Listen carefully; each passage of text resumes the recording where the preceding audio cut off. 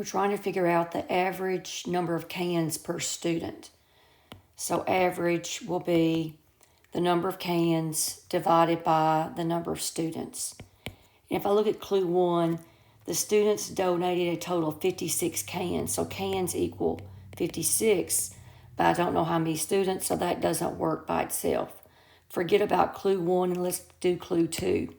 Clue 2 says the total number of cans donated was 40 greater than the number of students.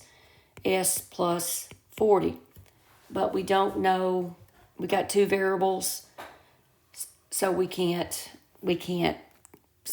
solve for C or S for a regular number. So that doesn't work either.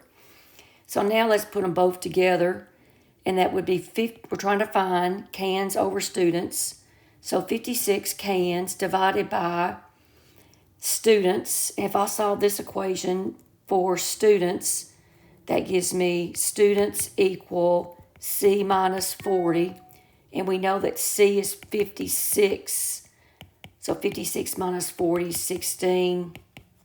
That's the number of students. You can find the average. So together works. Answer C.